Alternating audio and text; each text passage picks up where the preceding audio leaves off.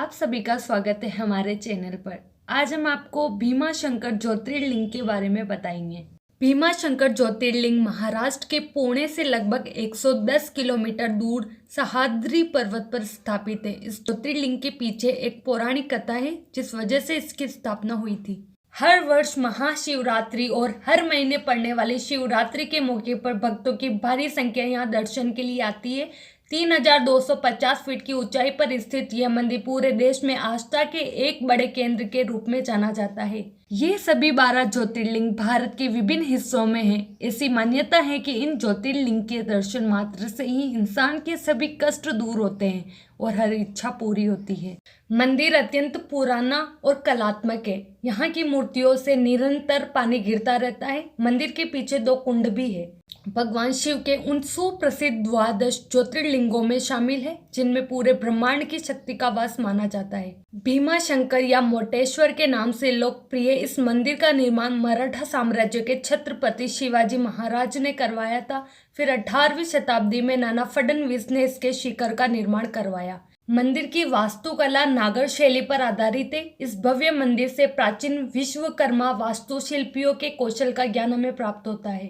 पौराणिक कथा के अनुसार भगवान श्री राम ने लंकापति रावण के साथ उसके छोटे भाई कुंभकर्ण का वध किया था। कुंभकर्ण के वध के बाद उसके पुत्र भीमा का जन्म हुआ था। भीमा जब बड़ा हुआ तो उसे भगवान राम द्वारा उसके पिता का वध किए जाने का पता चला। यह बात सुनकर वह बहुत क्रोधित हुआ और उसने श्री राम की हत्या का प्रण लिया। इसके बाद भीमा ने कई वर्षों तक ब्रह्मा जी की कठोर तपस्या की। ब्रह्मा जी ने तपस्या से प्रसन्न होकर भीमा को सदा विजय होने का वरदान दिया।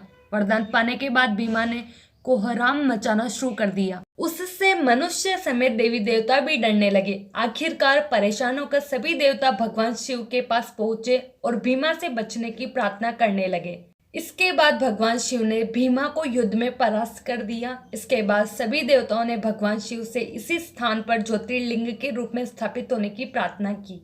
उनकी प्रार्थना सुनकर भोले शंकर वहीं पर स्थापित हो गए। यही जगह आगे चलकर भीमाशंकर ज्योतिर्लिंग के नाम से प्रसिद्ध हुई। अन्य पौराणिक कथा के अनुसार जब कुंभकर्ण का पुत्र भीम धरती पर अपना भय बनाए रखने के लिए पूजा पाठ बंद करवा रहा था, तभी एक दिन वहां पर भगवान शिव की तपस्या कर रहे कामरूपेश्वर नामक राजा को भीम ने देख लिया और उसे बंदी बनाकर कैद खाने में डाल दिया।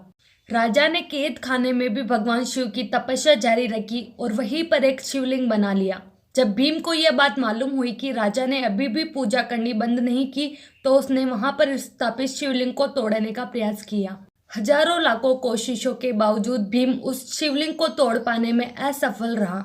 अंततः वहां पर भगवान शिव प्रकट हो गए और दोनों के बीच भीषण युद्ध में भगवान शिव की ही जीत हुई। भीम का वध करने के बाद सभी देवताओं ने शिव जी को उसी स्थान पर शिवलिंग में वास करने के लिए आग्रह किया। तभी से शिव जी अपने निराकार रूप में इस स्थान पर विराजमान है।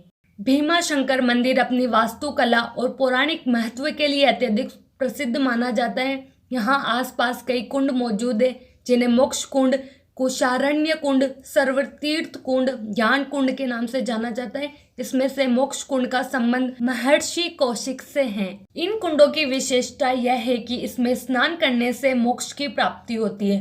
भीमाशंकर नदी की स्थापना से पहले ही यहाँ पर माता पार्वती का एक सुप्रसिद्ध मंदिर था जो कमलजा मंदिर के नाम से लोकप्रिय है। भगवान शिव के द्वादश ज्योतिर्लिंग में शामिल 3 ज्योतिर्लिंग महाराष्ट्र में स्थित है, जिसमें भीमाशंकर ज्योतिर्लिंग पुणे के निकट, गणेश्वर ज्योतिर्लिंग महाराष्ट्र के औरंगाबाद और त्र्यंबकेश्वर ज्योतिर्लिंग महाराष्ट्र प्रांत के नासिक जिले में अवस्थित है।